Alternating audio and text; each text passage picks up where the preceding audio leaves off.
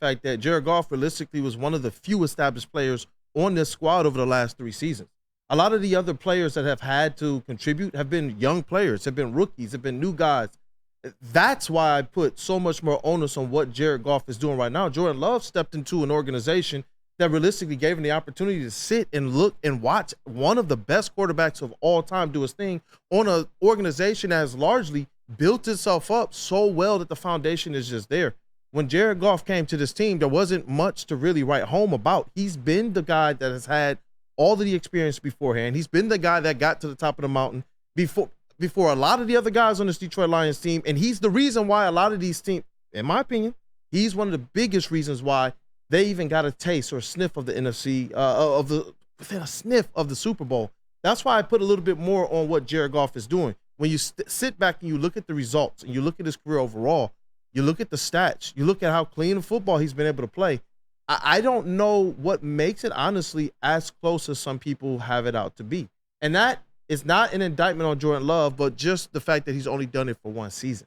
And that's fair. And that's where the tiebreaker has always been for me. If Jordan Love, and I think we would all agree that if Jordan Love comes out and has another great year, then I think all of us would be more open to a conversation involving Jared Goff and Jordan Love. But the reality is that he hasn't.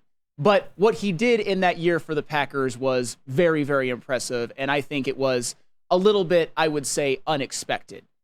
He didn't, like Aaron Jones was out for a lot of the year. All of his targets have been drafted in the last couple of years. And the fact that Jordan Love has kind of been able to develop this sort of relationship with all of them and help make a lot of them future stars, like Jaden Reed, for example, it could go both ways. That holds a lot of weight with me. But at the same time, Jared Goff and Amon-Ra St. Brown, I don't know if they would be what they are without the other, if that makes sense. So it does. It's a tough call. It does, especially when you talk about all your weapons being drafted in the last couple of years and the situation being perfect around you. Aaron Jones was out for the first half of that year, and we're talking about Jordan Love having a good season. In fact, he had a good 8 games.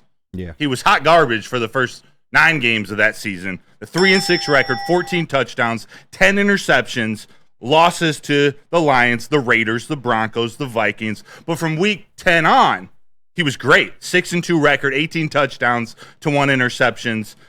Even in the final 5 games of this regular season, they lost to the Giants, they lost to the Bucks, but he was great. And it did coincide with Aaron Jones returning and playing and running like the best running back in the league. In the final 4 games, Aaron Jones had 76 carries, 411 yards. And then in the playoff win over the Cowboys, Aaron Jones had 21 carries, 118 yards, and 3 touchdowns. Jared Goff is the best quarterback in the NFC North.